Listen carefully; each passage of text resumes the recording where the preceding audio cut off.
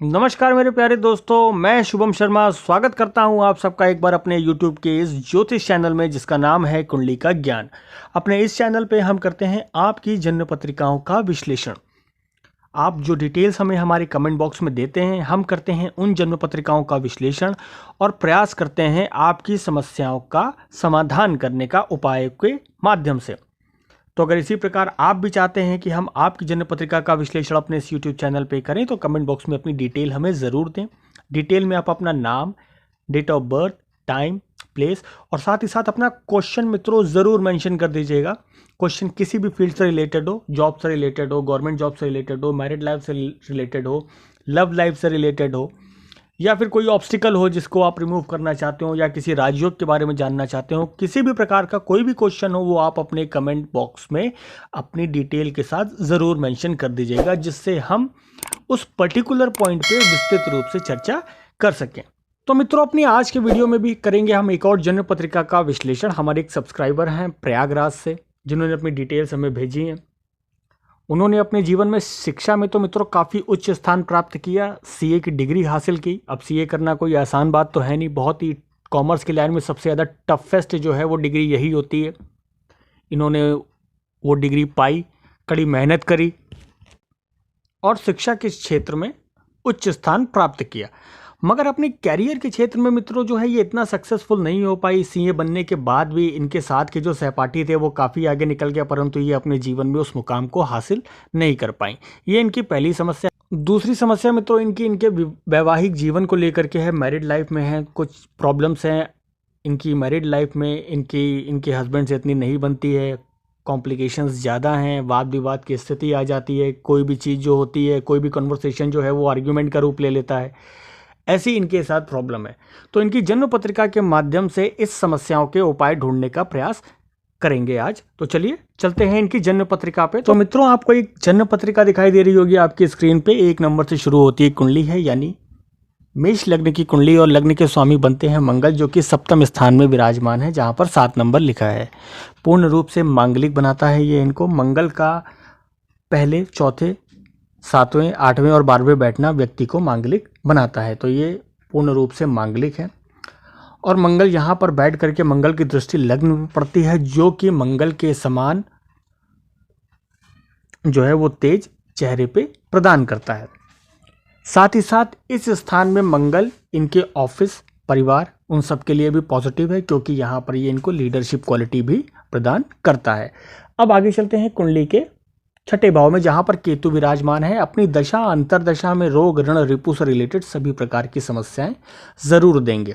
केतु का यहां पर विराजमान होना मित्रों इतनी पॉजिटिव स्थिति नहीं बनती है, वो भी बुध के घर में विराजमान है, जो कि और निगेटिव है। तो आपको रेगुलर मेडिकल चेकअप के थ्रू जाते रहना होगा। अपने जीवन के प्रति आपको सदैव सचेत रहने की आवश्यकता है। अब आगे चलते हैं कुंडली के 9वें भाव में, यानी जहां पर 9 नंबर लिखा है वहां पर सूर्य, बुध और शनि विराजमान है। सूर्य की वजह से यहाँ पर बुध और शनि अस्त हो जाते हैं। शनि इस कुंडली में मित्रों योग कारक प्लैनेट बनते हैं, क्योंकि कर्म स्थान के स्वामी हैं, साथ ही साथ लाभ स्थान के स्वामी हैं, और अस्त अवस्था में है कुंडली के लिए ये एक निगेटिव पॉइंट है। पर यहाँ पर सूर्य भी विराजमान है, जो कि भाग्य स्थान में है और रिकग्निशन हाउस के स्वामी हैं। कुंडली के 5वें भाव के स्वामी है, जहाँ पर 5 नंबर लिखा है, और विराजमान है 9वें भाव में, यानी एक त्रिकोण के स्वामी होकर के कुंडली के दूसरे त्रिकोण में आगे अति योग कारक है कुंडली के लिए। साथ ही साथ सूर्य की दृष्टि पड़ती है पराक्रम भाव में, जहां पर 3 नंबर लिखा है। अपनी 7वीं दृष्टि से देखते हैं, पराक्रम में वृद्धि करते हैं, भाई बहनों से प्रेम को बढ़ाते हैं, साथ ही साथ बोल्ड स्टेप लेने वाला व्यक्ति बनाते हैं, बोल्ड स्टेप लेने वाला व्यक्तित्व प्रदान करते हैं। अब आगे चलते हैं कुंडली के 10वें भाव में, जहां पर शुक्र विराजमान है अपने परम मित्र और शिष्य शनि के घर में। शुक्र की स्थिति इस भाव के लिए बहुत ही पॉजिटिव है। शुक्र की 7वीं दृष्टि पड़ती है कुंडली के सुख स्थान में, जहां पर 4 नंबर लिखा है। सभी प्रकार के सुखों की प्राप्ति अपनी दशा, अंतरदशा, महादशा में अवश्य कराएंगे।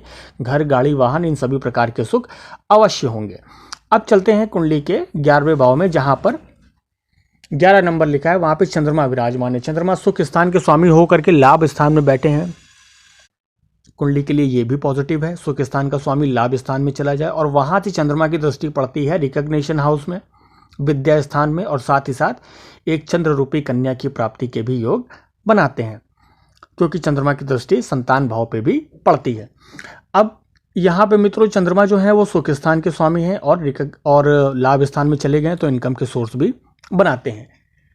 और चंद्रमा की दृष्टि विद्या स्थान पे पड़ती है, इसलिए उच्च विद्या यानी हायर एजुकेशन की प्राप्ति भी अवश्य कराते हैं। साथ ही साथ अगर आप सूर्य को देखेंगे, सूर्य की स्थिति, सूर्य भाग्य स्थान में आकर के भाग्य में वृद्धि करी सूर्य ने, और चंद्र ने रिकग्निशन हाउस और विद्या स्थान पर दृष्टि डाल करके विद्या में वृद्धि, साथ ही साथ जो है वो भाग्य में वृद्धि होनी निश्चित थी, क्योंकि सूर्य इतनी अच्छी पोजीशन में मौजूद हैं। इस कुंडली में एक अति योग कारक प्लैनेट बनते हैं और योग कारक स्थिति में हैं।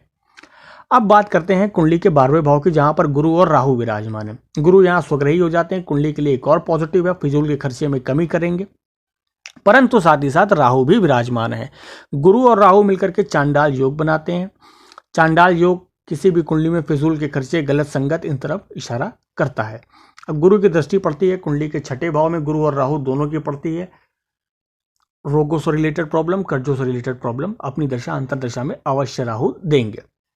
अब मित्रों ये तो हो गई इस कुंडली की बात, और कुंडली में शुक्र पॉजिटिव है, सूर्य पॉजिटिव है, चंद्रमा पॉजिटिव है, गुरु भी पॉजिटिव है। कुंडली में निगेटिव क्या है? अब निगेटिव मित्रों कुंडली में ये है कि यदि आप राहु और केतु के मध्य एक रेखा खींचेंगे तो आपको दिखाई देगा कि कुंडली के सभी ग्रह राहु और केतु के एक तरफ आ गए, कोई भी ग्रह बाहर नहीं है।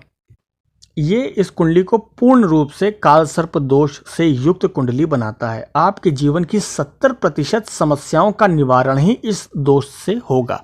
आप अपने कालसर्प दोष का निवारण करें। सावन का मास चल रहा है, जल्द से जल्द इस कार्य को अंजाम दे। आपके जीवन के 70% दोष जो है वो, जो प्रॉब्लम्स आ रही हैं वो दूर हो जाएंगी। आपकी करियर के रिलेटेड प्रॉब्लम जो है वो दूर हो जाएगी।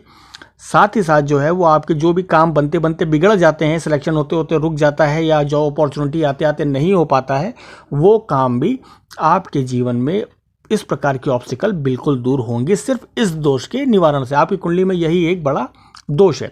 अब चलते हैं आपके दूसरे प्रश्न की तरफ। आपका दूसरा प्रश्न है जीवन साथी यानी मैरिड लाइफ के सुख को लेकर के। तो देखिए, हमने आपको बताया पूर्ण रूप से मांगलिक कुंडली है आपकी।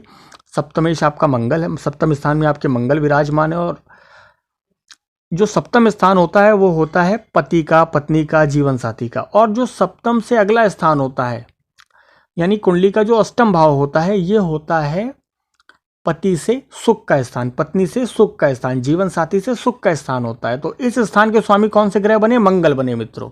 और मंगल कहाँ पे आ गए? कुंडली में सप्तम स्थान में, यानी अपने से 12वें आ गए। किसी भी ग्रह का अपने से 12वें बैठना अच्छा नहीं माना जाता है।